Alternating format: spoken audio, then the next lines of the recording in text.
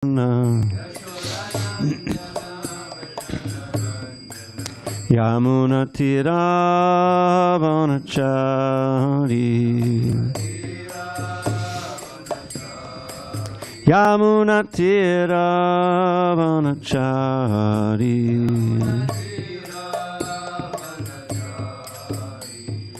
Hare Krishna, Hare Krishna, Krishna Krishna, Hare Hare, Hare Rama, Hare Rama, Rama Rama, Hare Hare.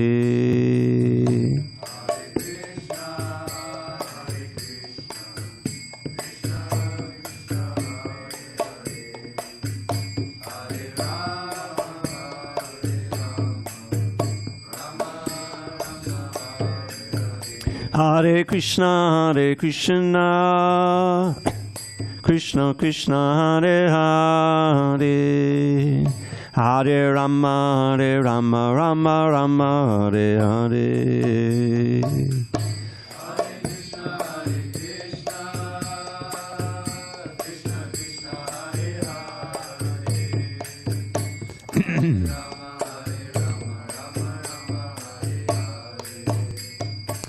Hare Krishna, Hare Krishna, Krishna Krishna, Hare Hare, Hare Rama, Hare Rama, Rama Rama, Hare Hare.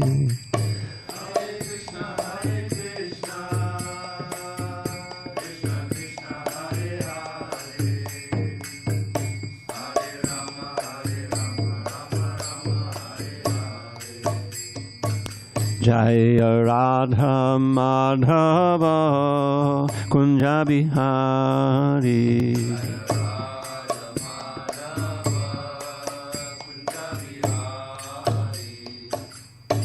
Jai Mr.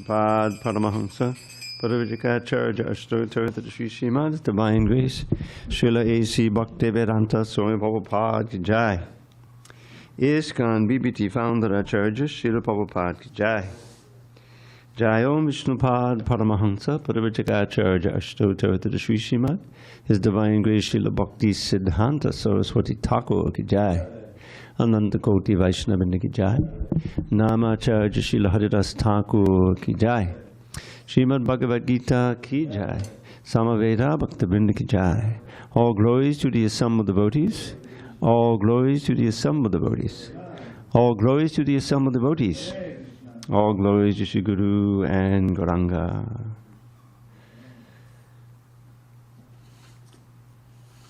Om Namo Bhagavate Vasudevaya. Om Namo Bhagavate Vasudevaya. Om Namo Bhagavate Vasudevaya.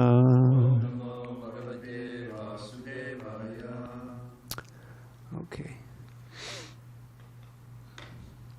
On this 19th day of February, Holy Ekadashi Day, in San Diego, we're reading from Srimad Bhagavad Gita as it is, translation and commentary by His Divine Grace A.C. Bhaktivedanta Swami Prabhupada. And we are in text 13 on page 240.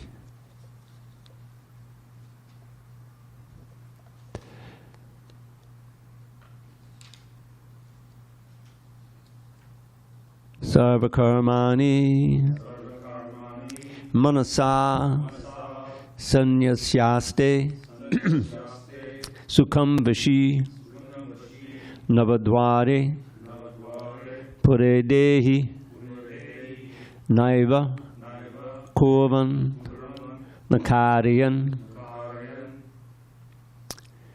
sarva karmani manasa sanyasyaste sukham vashi navadvare pure dehi naiva kurvan nakaryan sarva karmani manasa sanyasyaste sukham vashi navadvare pure dehi naiva kurvan karyan sarva karmani manasa sannyasaste sukhambashi navadvare pure dehi naiva kurvan karyan dharma sarva karmani manasa sannyasaste sukhambashi navadvare pure dehi naiva kurvan karyan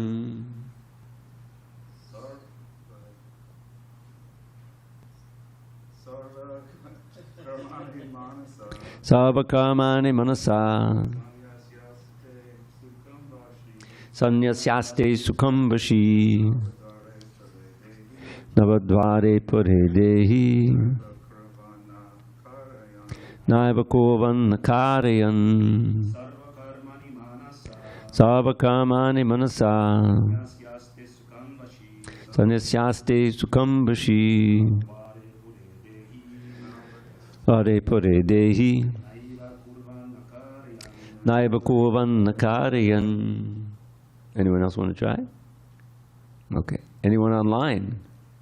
Sarva karmani manasa Sarva karmani manasa sannyasaste sukhambashi sannyasaste sukhambashi navadvare puri dehi navadvare pure dehi naiva kurvan nakarayan. naiva kurvan karyan. Okay, I'll read through the synonyms. Sarva, all karmani, activities, manasa, by the mind, sannyasya, giving up, aste, remains, sukham, in happiness, vashi, one who is controlled, navadvare, in the place where there are 9 gates, pure, in the city, dehi, the embodied soul, na, never, eva, certainly, kurvan, doing anything, na, not, karyan, causing to be done. Translation. When the embodied living being controls his nature and mentally renounces all actions, he resides happily in the city of 9 gates, the material body, neither working nor causing work to be done. Purport. The embodied soul lives in the city of 9 gates. The activities of the body, or the figurative city of the body, are conducted automatically by its particular modes of nature. The soul, although subjecting himself to the conditions of the body, can be beyond those conditions if he so desires. Owing only to forgetfulness of his superior nature, he identifies with the material body and therefore suffers. By Krishna consciousness, he can revive his real position and thus come out of his embodiment. Therefore, when one takes to Krishna consciousness, one at once becomes completely aloof from bodily activities. In such a controlled life, in which his deliberations are changed, he lives happily within the city of 9 gates. The 9 gates are mentioned as follows: Navadvare pure dehi, hangso leyayate bahihi, vashi sarvasya lokasya, stavarasya charasya. The Supreme Personality of Godhead, who is living within the body of a living entity, is the controller of all living entities all over the universe. The body consists of 9 gates, 2 eyes, 2 nostrils, 2 ears, 1 mouth, the anus and genitals. The living entity in his conditioned stage identifies himself with the body, but when he identifies himself with the Lord within himself, he becomes just as free as the Lord, even while in the body. Shvetashvata Upanishad 3:18. Therefore, a Krishna-conscious person is free from both the outer and inner activities of the material body. Om Jnana Timirandasya Jnanandana Salakaya Chakshu Unmilitam Mena Tasmai Shri Gurave Namaha. I was born in the darkest of ignorance, but my spiritual master Srila Prabhupada opened my eyes with the torchlight of knowledge. I offer my humble obeisance unto him and all members of Sri Parampara. So, I got to admit, if I hadn't read this in context with the previous parts of the chapter, it would be a little mysterious what's going on here.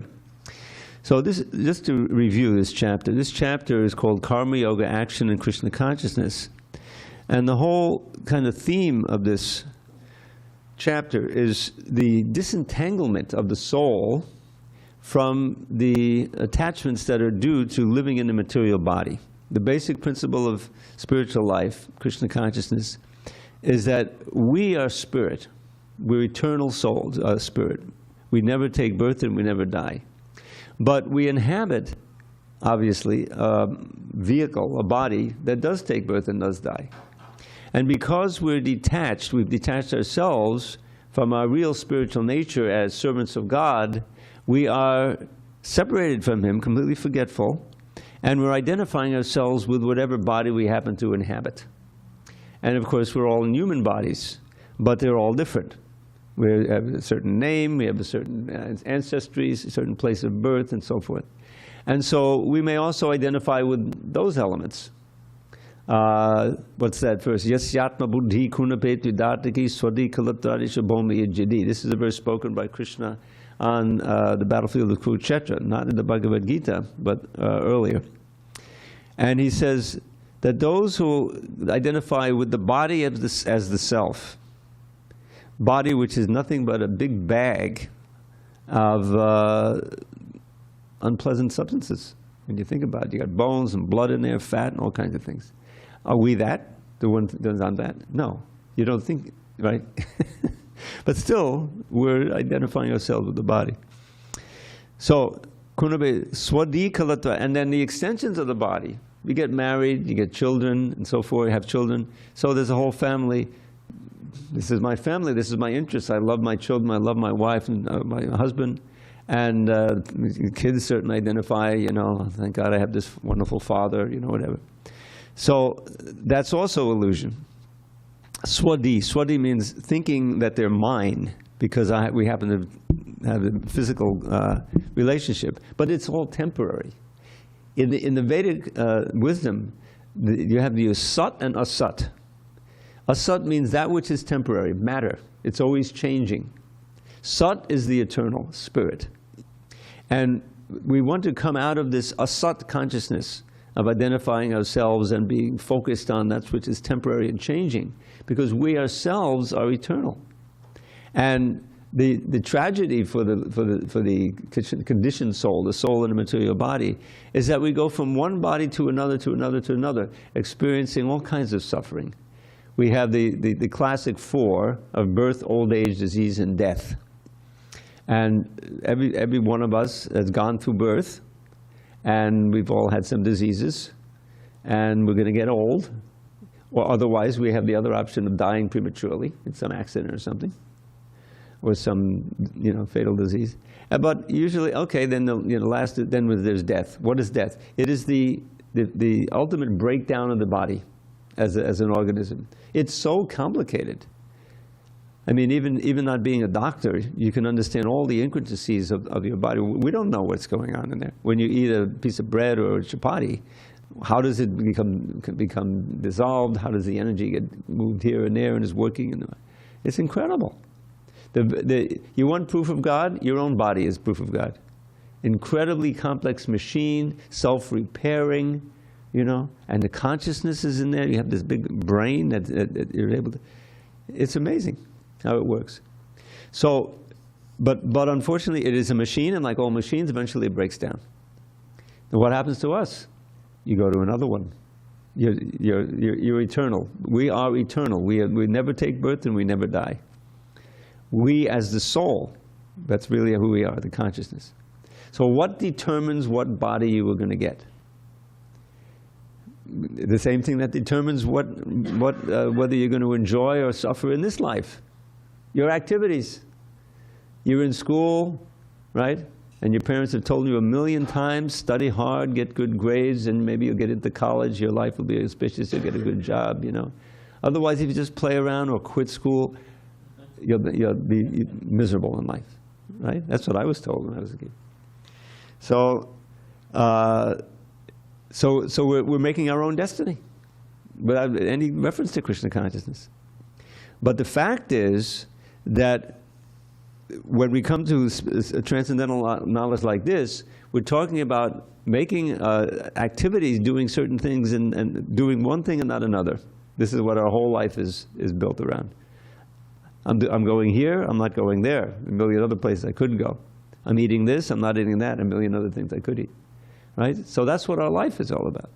So when we come in touch with this transcendental knowledge, we find a philosophy undergirding a style of life by which we can make solutions to all the problems of life.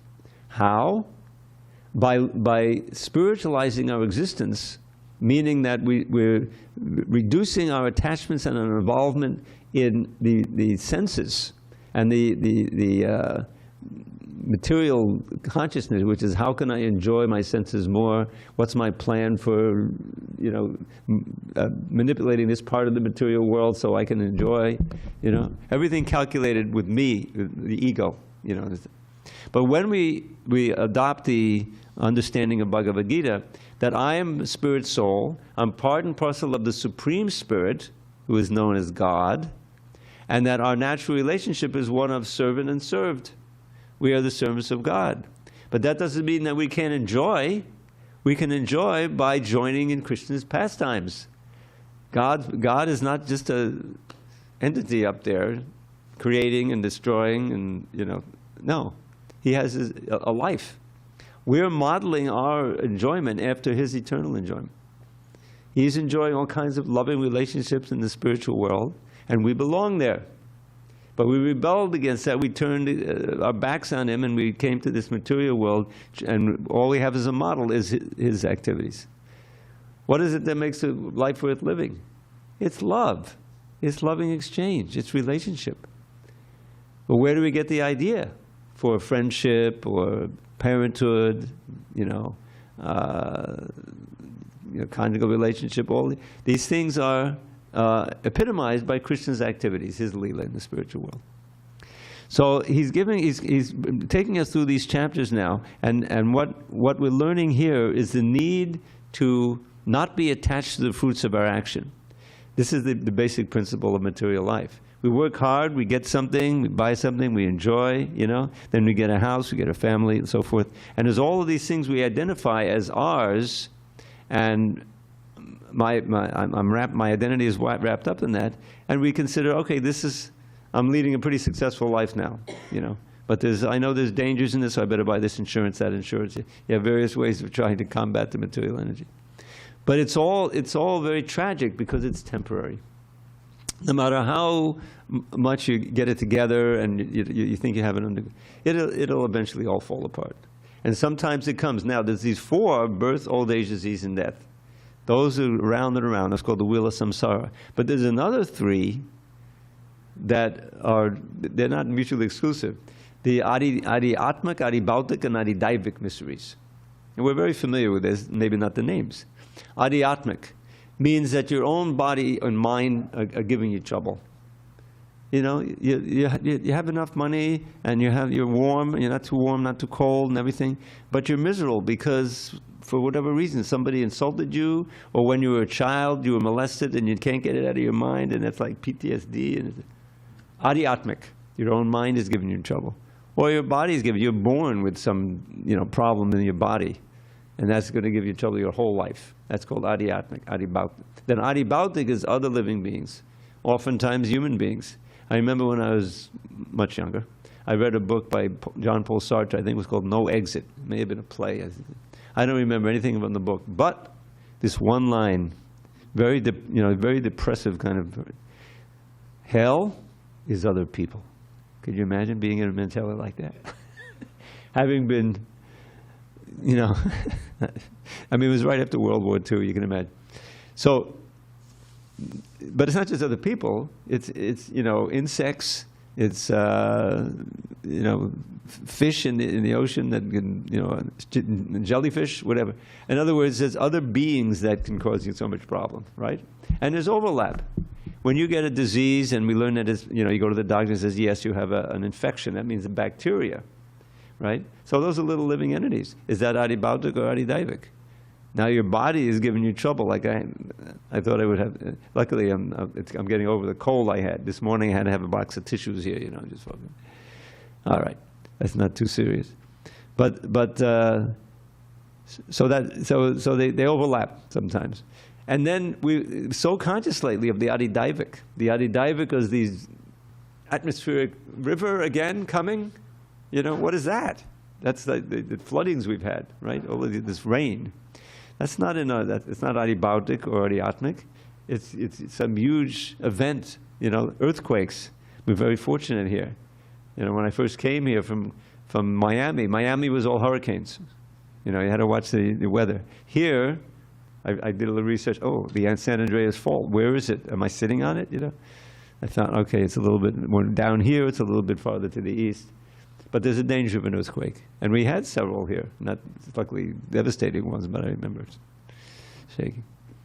So, Adiyatmik, Adibautik, Adidaivic, when you think about it, you know, if World War III breaks out, okay, let's just, you know, come on. It's possible, unfortunately. So what's that going to be, you know? That's like huge miseries. Suddenly, what did I do to deserve this? The bomb's coming in 5 minutes and going to, you know, incinerate us? Then what happens to us? You don't die. That's the big thing. You do not die. So if you've developed your consciousness in such a way that you're not identifying with the body, you're not attached to things of this world, rather you're attached to Krishna, then when you get vaporized, you don't die. Your body gets vaporized. You will go back to Godhead for an eternal life of bliss and knowledge. It sounds like pie in the sky, eternal life of bliss and knowledge, right? You know, I know there's a world of ups and downs, you know. No, that's because it's the material world.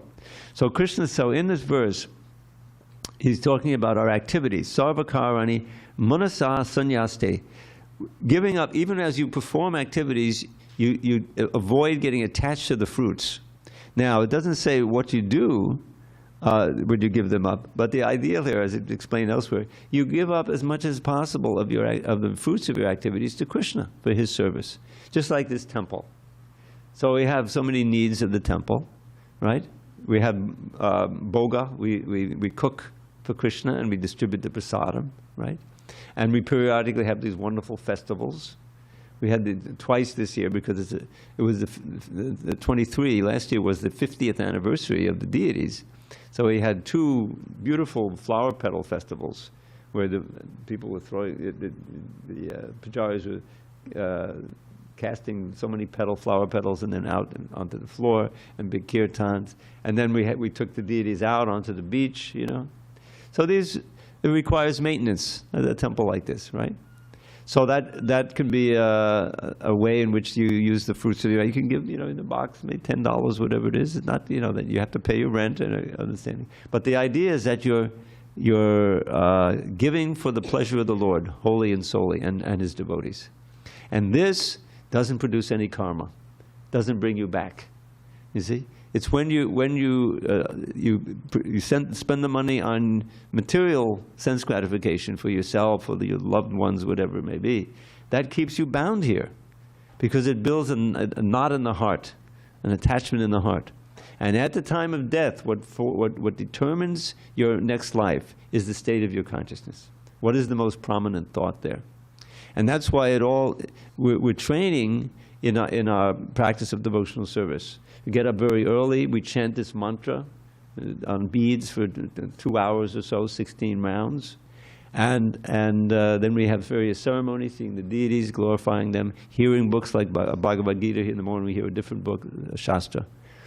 To formulate the consciousness so that we remember Krishna more and more, his name, his form, his qualities, his pastimes, and his teachings like in Bhagavad Gita.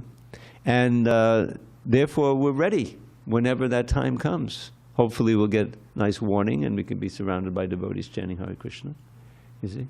But the whole thing is to train the mind to always see the Lord everywhere and everything, because he's there. And to dedicate one's life to the service of the Lord. So that's the prominent thought at all times. And if you're always remembering Krishna, you can be free of fear. Because even if you die suddenly, you don't die. You go back to Godhead. Rather than get reborn, perhaps in a subhuman form of life. There are all these different species. It's not certain we'll come back as human beings, unless you chant Hare Krishna even a little bit. So that's what I get out of this. He says, when the body is and mentally renounces all actions, he resides. How does he renounce the actions? By whatever the food is, to give it to Krishna. Happily in the city of 9 gates, neither working nor causing work to be done. So you're not feeling that. It comes out here several times. You're seeing your body work, but you're not thinking I'm doing anything. I'm just the witness, like Krishna's a witness. You see, and that's because you don't covet the fruits of the action. That's the whole idea. Then that's sannyasaste, mean giving up completely, and you live happily in this city of 9 gates that we described here. Peacefully. The less you're attached to the fruits of your action and the sense gratification, gross sense gratification and subtle sense gratification, the more peaceful you'll be. Because our natural state is to peacefully rely at the lotus feet of Krishna. Go ahead. Yeah, Prabhu, so I wanted to ask a question relating to Ramanujacharya's philosophy, because his appearance day was yesterday. So I was reading up on him. And disappearance, but go ahead. Disappearance, yeah. So one I was reading up, and you can correct me if I'm mistaken, but it seemed like one of his principles was that he was preaching was that total surrender to God was one of the foundation, whereas us, and another aspect of that would be that in order to attain a liberation, that it's not required to have God in the mind, meditating on God at the moment of death. Mm-hmm. So I just wanted to see what you had to say about the contrast between the two philosophies. And yeah, I'm surprised to hear that he's not emphasizing the remembrance of God at the time of death. That I'd have to see, because my understanding is that there's a lot of very close parallels between what he taught and what Lord Chaitanya taught, what Krishna taught, and one of the basic principles is, right from the Bhagavad Gita, that would be against the Bhagavad Gita. That's essential at the time. Krishna says, in the 8th chapter, Antakali chamameva smaran mukva kalevaram yakpriyati samadbhavam yasti natrakta sankshaya. Antakali means the end time of the body, death. Antakali chamameva smaran, remembers me, then he certainly comes to me. There's no doubt about it. And as far as I know, Ramanujacharya was completely in tune with the Bhagavad Gita. So I have to see that, and then I can try to figure it out. Okay. Just to clarify, you said chapter 8, which... Oh, right near the beginning. I forget the numbers. Yeah, it's 8, 3, 4, or 5, I think. You'll find it. Yeah, it's 5, 8, 5. 8, 5. 8, 5, yeah. Central principle.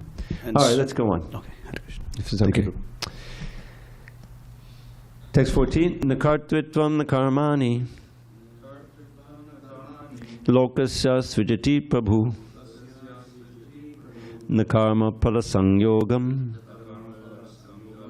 swabhavas tu pravartate. The embodied spirit, master of the city of his body, does not create activities, nor does he induce people to act, nor does he create the fruits of action. All this is enacted by the modes of material nature. Purport. The living entity, as will be explained in the 7th chapter, is one of the energies or natures of the Supreme Lord, but is distinct from matter, which is another nature called inferior of the Lord. Somehow the superior nature, the living entity, has been in contact with material nature since time immemorial. The temporary body or material dwelling place which he obtains is the cause of varieties of activities and their resultant reactions. Living in such a conditioned atmosphere, one suffers the results of the activities of the body by identifying himself in ignorance with the body. It is ignorance acquired from time immemorial that is the cause of bodily suffering and distress. As soon as the living entity becomes aloof from the activities of the body, he becomes free from the reactions as well. As long as he is in the city of the body, he appears to be the master of it, but actually he is neither its proprietor nor controller of its actions and reactions. He is simply in the midst of the material ocean, struggling for existence. The waves of the ocean are tossing him, and he has no control over them. His best solution is to get out of the water by transcendental Krishna consciousness. That alone will save him from all turmoil. So that's the the nature of the soul in this material world. In the 12th chapter, Krishna says, I am the swift deliverer of my devotees from the ocean of birth and death. And when you get to the 12th chapter, the title of the 12th chapter is Devotional Service, Bhakti Yoga. So this is, Prabhupada is laying out the facts here. Actually, we don't do anything. All that we do is desire. And the super soul, who's really in charge of everything, it's Krishna in our hearts. He understands what our desires are, and he's controlling the material energy to fulfill or not fulfill those desires. Just like if I want to move this hand, I want to get this, you know, I don't have to think of it. Okay, let me send out a message on the muscle here and see. No, it just happens, right? Well, why does it happen? Because super soul says, okay, you know, he's still eligible to get some water. You know, everything's in order now. So it works like that. But then at a certain point, it doesn't work. I remember it's almost 2 or more years now, that I severely sprained my ankle. You may remember that time. I couldn't even come to the temple. I was this close to having broken it. I was just very fortunate it didn't break. So it was quite a rehabilitation, you know. And eventually I got a cane, and I was able to hobble over here, you know, and I would sit on a chair like that, just massaging it, you know. So it was a period of suffering some reaction.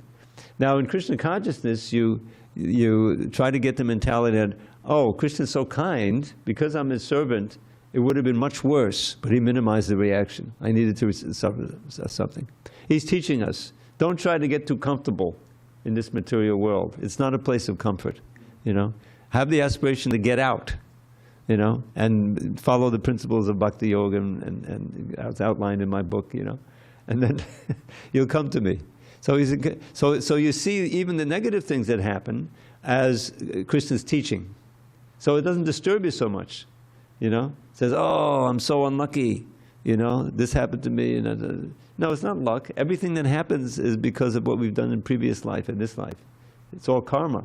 The good things also, the so-called good things, you know. But whether it's good or bad, you know, it's Krishna's mercy. The good things that happen, oh, Krishna's so kind, he's given me more facility to serve him. Right? Now I'm in good health, you know, I have a few dollars in the bank I can use for Krishna. Or that something happened, I got this disease, you know, Krishna's teaching me. You know, don't be attached to this material world, don't be attached to this material body. You know, just chant my name, think of me, and you'll be fearless, and you can leave this body and come back to me in the spiritual world. There's this whole other reality. And how do we know that? How can I speak so confidently? Because of the line of great sages and saints who've come before. This is the whole idea. Srila Prabhupada, our teacher, my spiritual master, came to America after a lifetime of devotion.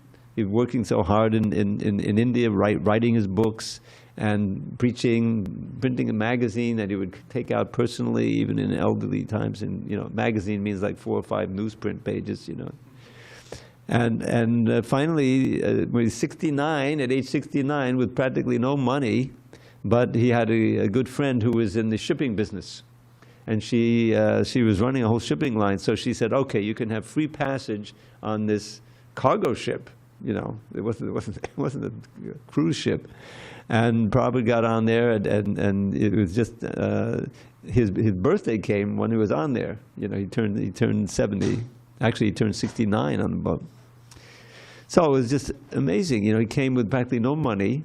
He had one contact in Western Pennsylvania where he stayed for about a week or two. Came to New York, stayed with a yoga instructor, you know, Mishra, Dr. Mishra. He couldn't do anything really for a whole year. You know, he's an elderly gentleman, Bengali, you know, sannyasi monk, and is trying to get some traction in New York, because that was his order, to preach Krishna consciousness. Wherever he went, he would chant Hare Krishna. Finally, because it was the middle of the hippie era, the middle of the 60s, and there was a lot of ferment and a lot of questioning amongst young people. What is, you know, who is God? Is there a God? You know, they're taking drugs, dropping acid, and stuff, and having. So Prabhupada found some interested people young people in the Lower East Side of New York. And he was able to plant the seed and get some serious followers. And then by Krishna's, power, empowered, he was able to spread his movement all over the world in a space of 12 years. So he built a big temple in Vrindavan. I was there at the opening. It was amazing in 1975. It was just like 9 years later. And the temple in Mayapur, you were able to get this land and start the project there. And in Bombay, it was so much opposition, Amazing, He obviously wasn't in it for the money, He wasn't in it for the comfort. Here's a 75, 77-year-old man. He could have retired and just lived in Vrindavan again, or lived in Los Angeles at this place there. But he kept traveling, giving this knowledge.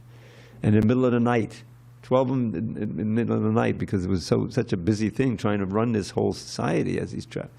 He would get up and he would dictate these books like this. So why was he doing it? He's obviously not doing it to get some material comfort. He was doing it because he was seeing the reality of this in his own life. He was experiencing moment to moment Krishna's presence there, and Krishna's, and the peace and fearlessness of being at Krishna's lotus feet. So, and he had his own spiritual master, and back all the way up back to Krishna. And they all say the same thing, that God is not an old man.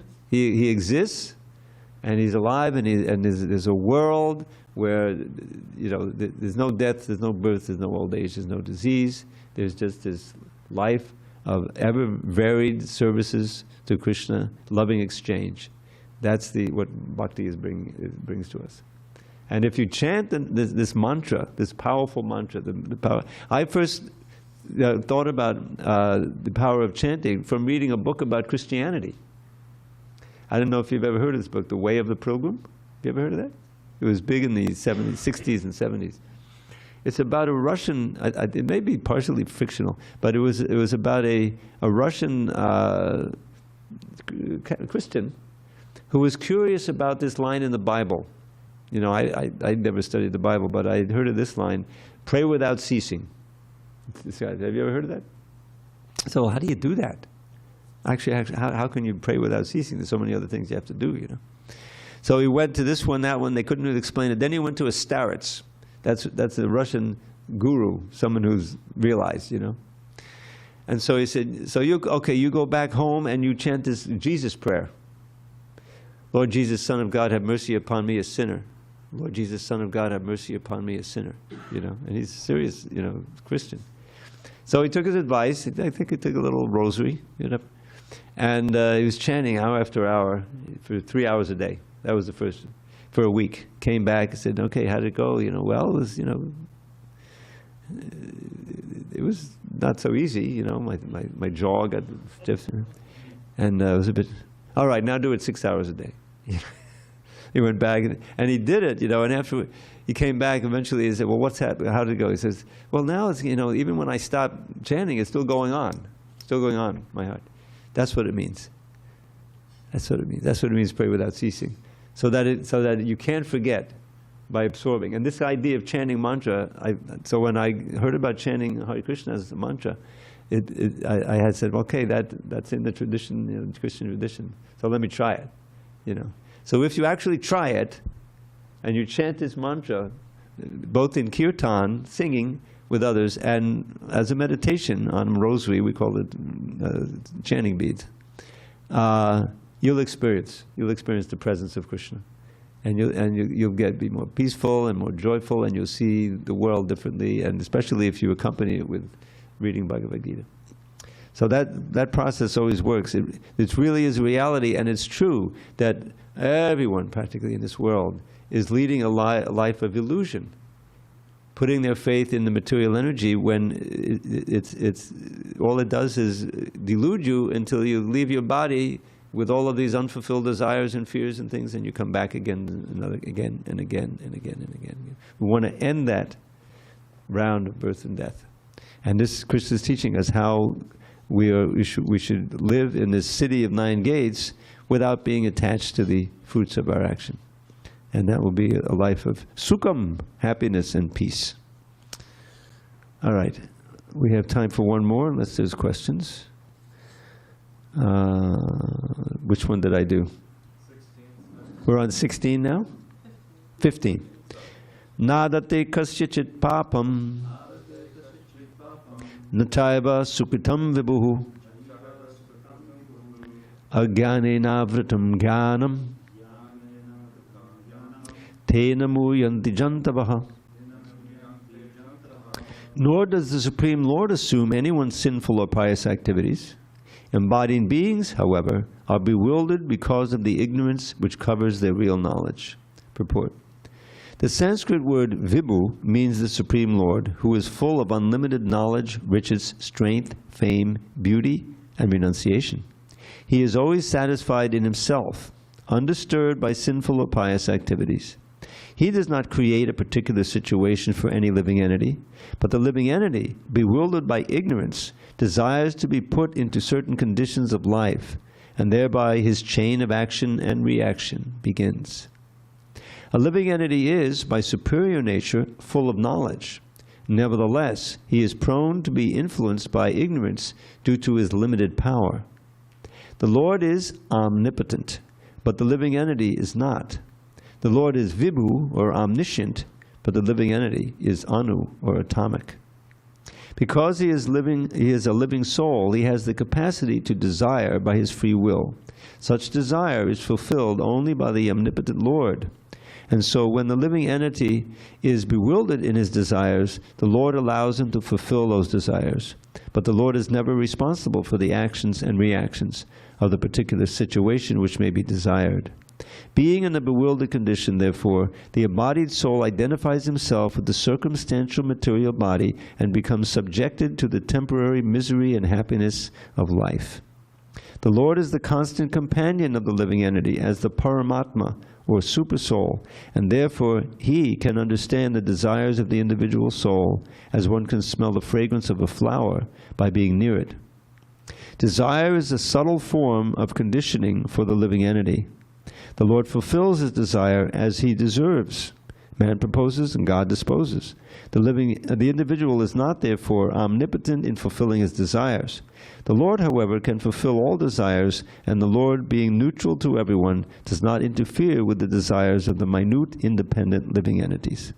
However, when one desires Krishna, the Lord takes special care and encourages one to desire in such a way that one can attain to him and be eternally happy. The Vedic hymns therefore declare, Esha u yeva sadhu karma kariyati tam yam ebhyo lokebhya unnishate. Eshu eva sadhu karma kariyati yam adho ninishate. The Lord engages the living entity in pious activities so that he may be elevated. The Lord engages him in impious activities so that he may go to hell. Kaushi Takik Upanishad 3.8. Similarly, the Mahabharata, Vanaparva 31.27 states, Agyo jantu anisho yam atmanak sukam dukkayoho ishvara predito gachet swargam vas abram evacha. The living entity is completely dependent in his distress and happiness. By the will of the Supreme, he can go to heaven or hell as a cloud is driven by the air. Therefore, the embodied soul, by his immemorial desire to avoid Krishna consciousness, causes his own bewilderment. Consequently, although he is constitutionally eternal, blissful, and cognizant, due to the littleness of his existence, he forgets his constitutional position of service to the Lord and is thus entrapped by nescience. And under the spell of ignorance, the living entity claims that the Lord is responsible for his conditional existence. The Vedanta Sutta 2.134 also confirms this. Vaishamya nairgrinye na sapakeshvat tatahi darshiyati. The Lord neither hates nor likes anyone, though he appears to. So, the whole thing is the desires you have to do to cultivate the proper desires that will actually benefit us. Just like parents growing up, and his kid doesn't want to study, doesn't like reading, and so he's going to fall behind in school. So the parents rack their brains: how can we instill a desire for reading literature, you know. So they buy this book, that book, or something like that, and then, you know, maybe they get a book that's an adventure story that kind of strikes the kid nice, and he gets into reading. And that a desire to read can also be engaged in reading, you know, the books that he needs to read to get ahead in school. So this is the idea, is that the teacher or the guru, the spiritual master, his duty, or the way he takes his own duty on himself, is to try to inspire some people, some human beings, to become interested in the teachings of Krishna and what's really happening. Because it's amazing. It's like the whole incredible world that we live in, right? Millions of people with billions of people with millions different ideas and all of this. It's a great phantasmagoria. Prabhupada uses this word. It really doesn't have any substance. And ultimately, all that happens is that you stay conditioned and you get another birth. And we've been through so many subhuman births that don't have a chance. There's not enough intelligence there. You can't teach this science to the dogs and the cats, you know.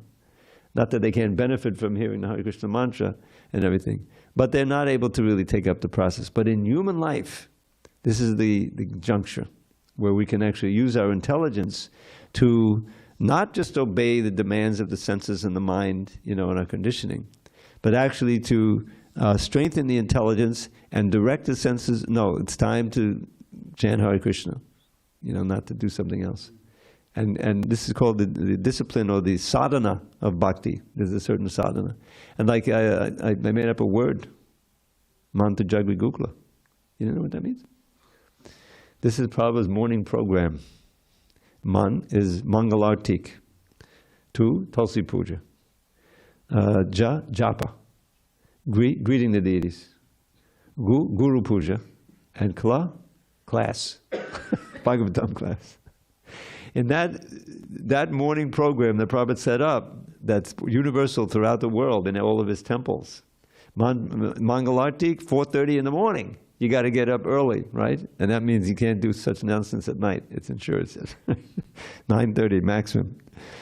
So that's a discipline. Yes, it's difficult at first, but you come, you see the beautiful deities, and if you're really, you know, practicing full time, you're offering thanks to the Guru. There's a whole song, Sanskrit song, Sangsara Dhava Naradida Loka Tranaya. The very first words that you meditate on describe how the Guru has come and given you the knowledge and the process and saved you from the burning, blazing fire of samsara, birth, old age, disease, and death. Birth is like a blazing fire. So what's the natural emotion? Gratitude. Gratitude, you know. And it goes on describing how he, you know, he taught us, teaches how to, he himself worships the deity, teaches us how to worship the deity and so forth. It's a wonderful meditation. And then there's this worship of the sacred plant. It's actually, now we go around the mulberry bush, it's a basil plant in England. Anyway. It's a sacred plant, Tulsi, which failed to Krishna. There's all kinds of blessings from that. Then comes chanting for 2 hours on the beads, and then we have the beautiful greeting of the deities. They're dressed by the pujaris. They're smiling. They're showering their mercy upon you. They're not just statues. Krishna is actually relating to you through the material energy, which you can see. It's very esoteric, but it's true. It works. And then there's more kirtan and a beautiful class in our main book, which is the Srimad Bhagavad Purana. You know, teaching what Bhagavad Gita teaches, but in much more detail. And then there's a day full of service. You know, I get to go back to my little bhajan kutir, you know, my little apartment, and work on Prabhupada's books. We're going over all these books again, and anyway, we're trying to finalize, you know, the versions. So, and you know, I've been doing it for, what, 51 years? 52 years now. It's coming up. Doesn't get old. It's that if you chant any mundane sound again and again and again, it will become so tedious, you'll hate that sound more than anything else. But you chant Hare Krishna, and it'll just get more and more and more attractive. Because it's transcendental sound. It's potent. Yes, these mystical things are going on. Any questions, comments?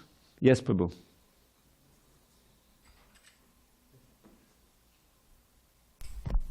Thank you for class. I think it's text 14. It says, the embodied spirit, master of the city of his body, does not create activities, nor does he induce people to act, nor does he create the fruits of action. All this is enacted by the modes of material nature. So we don't create activities. No, we don't induce the people to act upon them. And we don't create the fruits of these actions. So like, is that saying no matter what's going to happen is going to happen? Like, I don't have the choice whether I go left or right. Like, if I'm meant to get hit by a car, it doesn't matter if I go left or go right. Like, that's meant to happen. If I'm meant to like win the lottery, it doesn't matter if I don't play the lottery. Maybe I just might find a winning lottery ticket on the ground because it's meant to happen. Well, in a completely mundane life, yes. But as soon as you take up Krishna consciousness, all bets are off. Because Krishna can change your karma. Only he can change your karma. He can eradicate it completely. Just by chanting a little bit, chanting once purely, you eradicate eons of bad karma and good karma. Good karma is really bad because if you act very piously, then you're due in your next life to get so many benefits. But you got to take a material body to do it, so it doesn't really get you any direction out of it. You know. So when it says that the modes of nature are acting, what that means is that without any reference to Krishna consciousness, just working on mundane things, your intelligence, your mind, and your senses are all influenced by the modes of nature. If you're in the mode of passion, say, you know, this is the dominant mode. There's never, you know, there's always a combination that says the dominant mode. Then the characteristics will be that you're always thinking, oh, how I can make money, how I can enjoy, how I can advance in the material world. A perfect example, someone graduates from MIT. He went to MIT so he get trained in the mathematics so he could then go to Wall Street and see if he can become one of those young millionaires, multimillionaires, you know, by manipulating the stock market. And a certain percentage of them actually get hired, you know, and they're ready to go. They're interns. They don't make that much money at first, but they got the idea. So the whole thing is in the mode of passion, you know. They're dreaming about, yes, getting the house, you know, and be like that. So that's, your senses are acting, but they're energized by the mode of passion. You understand? So, but for devotees, that's not our motive. Our motive is not to, you know, make a lot of money and try to enjoy in this world, because they know it's crazy. It's not going to help you. It just gets you another material body, and you have experience of Krishna consciousness. You know, you can get it on the first day. You know, you just walk in and there's a kirtan there, and something happens. You know, and it intrigues you. Now you need to be in the proper mode of receptivity for that seed to be planted, a seed of interest, a little bit of faith to be planted. And that's why, you know, you find devotees, some taking up, you know, very seriously. But that can come from a previous life, or, you know, by the proper instance, it can just start in this life. Like, I made your good fortune to come in, you know, for the early devotees. Anyway, it's a long story, but we have agency, we have minute independence. And when we use that independence properly, to further our involvement in Krishna consciousness, then our life becomes very auspicious. No matter what we did in the past, it doesn't matter where you're coming from. You know, you can take up Krishna consciousness from any point of view, and it's all auspicious. Even if you don't go back to God in this lifetime, you're going to pick up next lifetime. Unlike material things, you may be a billionaire in this lifetime, but you're such a nasty, you know, son of a gun, that in your next life you may be very poor or even subhuman. You lost everything, all the money, all the prestige, the body, everything, you know, is gone, the house and palace and everything. And now you're groveling around, you know, in the streets of, you know, not India, you know, huh? Ocean Beach. Or you're subhuman, you know. So we have agency, but it can easily be affected if we don't have any contact with this kind of philosophy and science. Then we can easily just have different varieties of material energy that we get involved in, as we've been doing it since time immemorial. But it's not that it's absolutely destined. And this is where the devotees come in, to give people a chance. Here, please take this book, come to the temple, take this prasadam, you know. So there's some possibility that they can turn, at least for a short time, to Krishna, and the seed can be planted. you see. And that's how we all became devotees. Somebody reached out. Prabhupada reached out, and his representatives did. Give us a chance. All right, it's at 10 after. There's time for one poem. Otherwise, we can discuss it after our tea, okay? But somehow, if I don't do a little poem. So this is a little selection of verses from a larger piece that's called Kevalashtika. It's about chanting the holy name. And it says, the first one is, Madaram Madarebhyo bi Mangalebhyo bi Mangalo. Of sweet things, it's the sweetest you will taste at any time. Of things that bring good fortune, it's the perfect paradigm. Of things that purify, it purifies most powerfully. The holy name of Shri Hari, that's Krishna. The holy name of Shri Hari is surely all that be. Remember that our final breath may come at any time, no matter if we're old and sick or in our youthful prime. So young and old alike should chant the name incessantly. The holy name of Shri Hari is surely all that be. Just fill your ears, just fill them with the name of Shri Hari. Just chant the name with all sincerity. Just sing the name, just sing the holy name eternally. The holy name of Shri Hari is surely all that be. Hare Krishna. All glory to Srila Prabhupada.